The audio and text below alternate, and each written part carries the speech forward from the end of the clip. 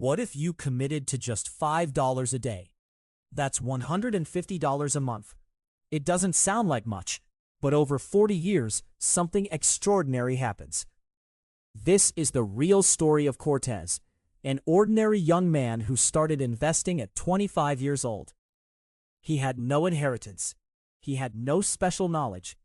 He just showed up, made his deposit, and let time do the work. If you care about what's actually possible with small, consistent effort, subscribe to the channel. We dive deep into the numbers that nobody talks about. Cortez opened his first investment account on a Tuesday morning in his apartment. He set up an automatic transfer of $5 every single day. That's it, $5. Most people spend that on a coffee without thinking twice. But Cortez was thinking about something different. He was thinking about 40 years. He was thinking about what $5 could become if he just stayed disciplined and let the market work. The first year was slow. By the end of year one, he had deposited $1,825. His account balance was $1,917. That 8% average return had earned him about $92. It didn't feel like much. It felt almost invisible. Most people would quit here.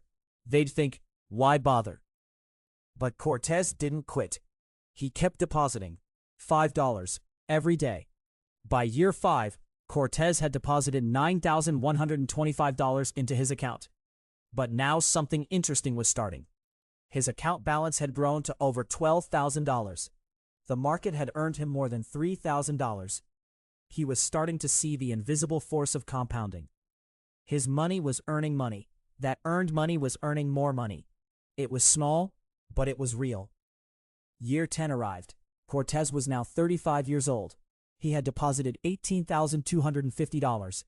But his account had grown to $31,000. The market gains were now almost $13,000. That's more than 70% of his deposits. The gains were finally becoming significant. This is when people start to really feel the power of investing.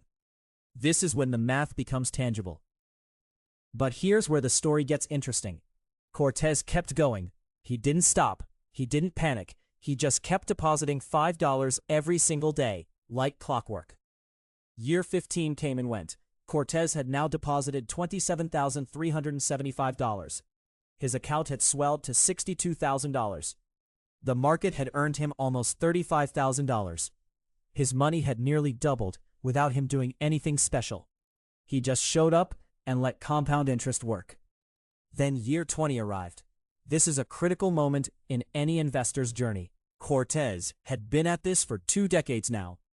He had deposited $36,500. His account balance had reached $118,000. The market gains were now over $82,000. His initial deposits had been multiplied by compound interest. This is the year when most people who started with him would be feeling genuinely proud, and rightfully so. The numbers were no longer theoretical, they were real. But the real transformation was about to begin. Year 25 marked something crucial. This was the year when the money his investments earned exceeded the money Cortez was depositing. In year 25, Cortez had deposited $45,625.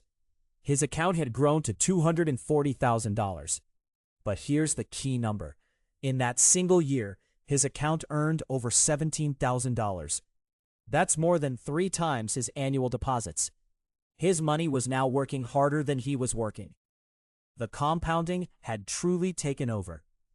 Cortez was now in his 50s. He had been investing for 25 years. Most people at this stage of life start to feel vulnerable. They worry about whether they've done enough. They wonder if they should have started earlier. But Cortez had something that time had given him. He had the power of compound growth. He had something that can't be bought or rushed. He had decades of small decisions adding up to enormous results. Then came year 30. Cortez was 55 years old. He had deposited $54,750. His account had reached $515,000. The market had earned him over $460,000. Think about that number for a moment. $460,000 earned simply by staying consistent and patient. That's more than 8 times his total deposits. The gains had completely dwarfed the deposits. This is what compound interest really looks like when you give it time. But life isn't always smooth.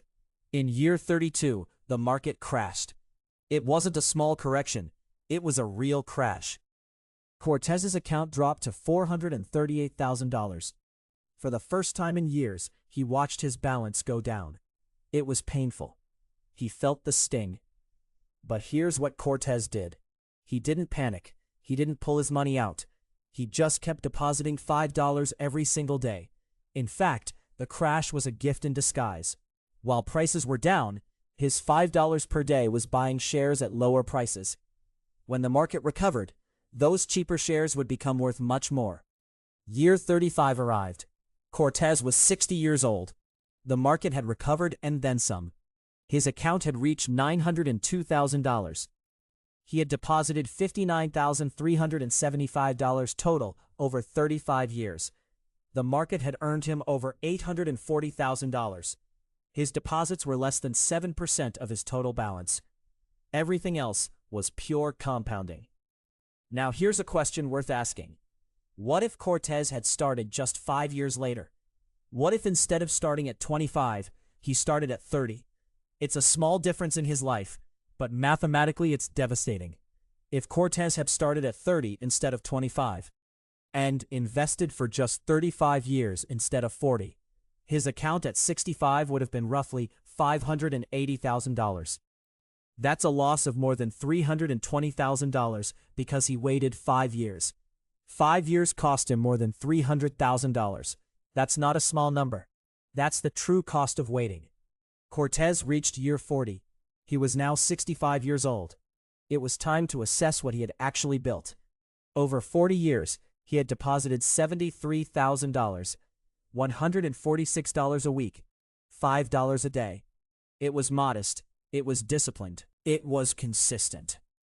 His account had grown to $1,374,000. The market had earned him over $1,300,000. His deposits were just 5% of his total wealth. 95% of what he had was pure compound growth. But we need to be honest about something. Money isn't worth today what it was worth 40 years ago. Inflation is real. It quietly erodes purchasing power. Over 40 years, inflation had averaged roughly 3% per year. That's not nothing. When you adjust Cortez's $1,374,000 for inflation, using that 3% average rate, you get a real purchasing power of roughly $490,000 in today's money. Still extraordinary. Still life-changing. But it's important to see the honest number, not the inflated headline. So what did Cortez actually accomplish? He deposited $73,000 over 40 years. In inflation-adjusted terms, that's equivalent to about $180,000 in today's purchasing power. His actual balance at 65 was $1,374,000. In today's money, that's $490,000. He turned $180,000 into $490,000. He nearly tripled his real purchasing power. Through patience, through discipline, through showing up every single day. But the real power wasn't the final number. The real power was what happened along the way. Cortez learned that he could trust the process. He learned that consistency beats timing.